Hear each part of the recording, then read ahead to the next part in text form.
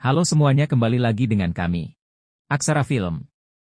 Pada video kali ini akan menceritakan bagaimana manga Vinland Saga karya Makoto Yukimura yang terbit pada tahun 2005. Menceritakan Thorfinn Karlsefni yang ingin membalaskan kematian sang ayah, Thor.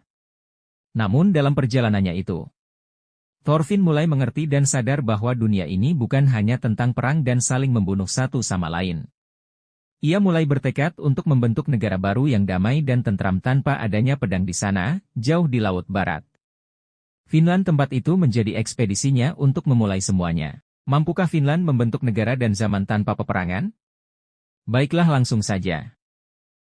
Kisah bermula pada Leif Erikson yang sedang menceritakan petualangannya yang begitu menantang. Leif bercerita bahwa ia menemukan tempat yang begitu subur, ditambahi banyak padang rumput yang dinamai Vinland. Thorfinn yang mendengarkan kisah Pak Tua Leif pun sangat gembira mendengar bahwa ada tempat lain yang seperti surga di seberang laut ke arah barat. Leif pun bercerita bahwa di sana daratannya jauh lebih hangat daripada tempat tinggal mereka sekarang, Islandia. Rumputnya begitu subur sehingga tidak susah untuk merawat peternakan, dan daratannya pun sangat luas. Di sana pun terdapat penduduk lokal yang Leif sebut sebagai Skraelings. Meskipun mereka tidak mengerti bahasa satu sama lain, mereka tetap berteman.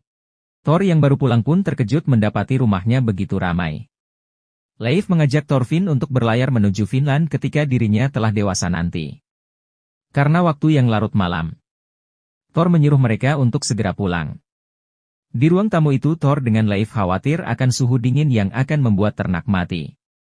Ylfova, kakak dari Thorfinn, baru saja pulang untuk membawa hasil ternak yang paling lemah supaya disimpan di dalam rumah agar tidak mati kedinginan.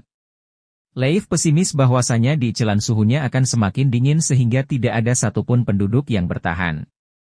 Keesokan harinya Ylfova membersihkan salju yang menutupi atap rumahnya.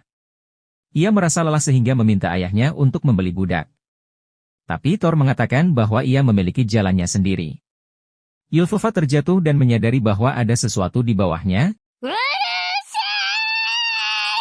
Thor memanggil istrinya Helga untuk panaskan air. Thor berusaha sekeras mungkin demi bisa menghidupkan budak yang tertimbun tadi. Ylfova berujar jika mereka menyelamatkan budak yang berada dalam pelarian, maka itu akan menjadi pertarungan yang sengit.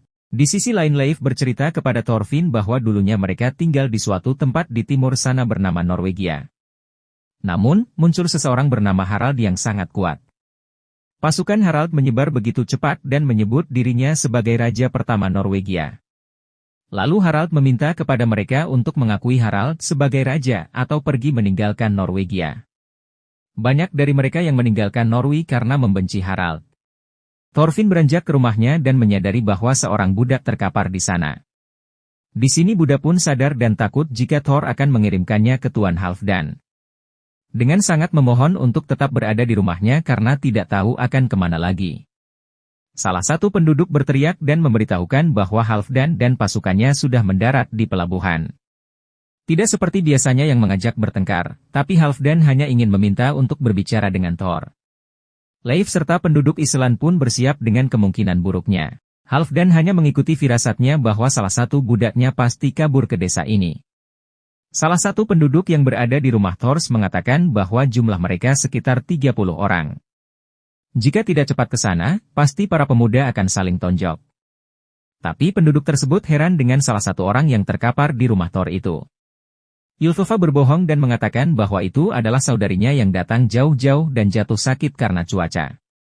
Di pelabuhan, Halfdan sudah menunjukkan rantai andalannya. Ia memutar rantai tersebut sehingga memberikan kesan yang menyeramkan. Menurutnya rantai adalah perhiasan yang cocok untuk laki-laki.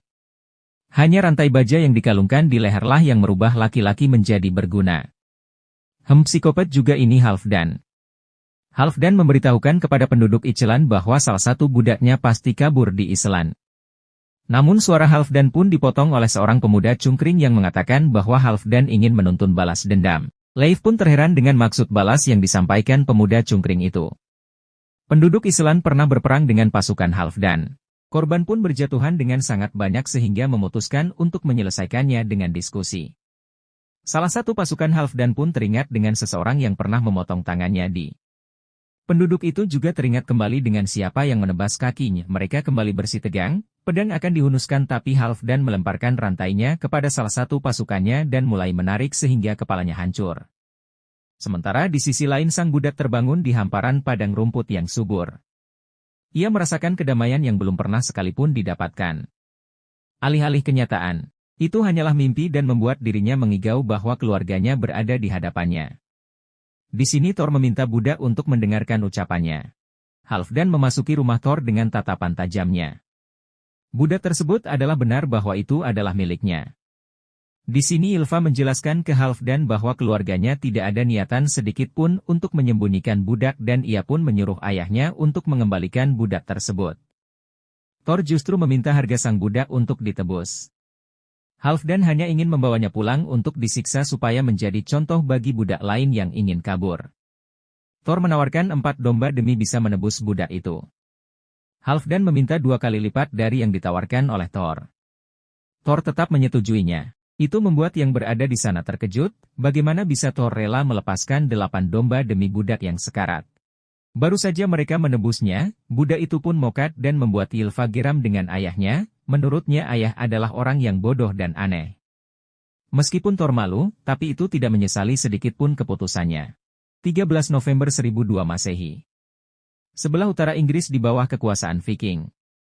Hari Sabtu adalah hari kebiasaan Viking untuk mandi. Inggris tahu dengan kebiasaan ini sehingga mereka memutuskan untuk menyerang mendadak.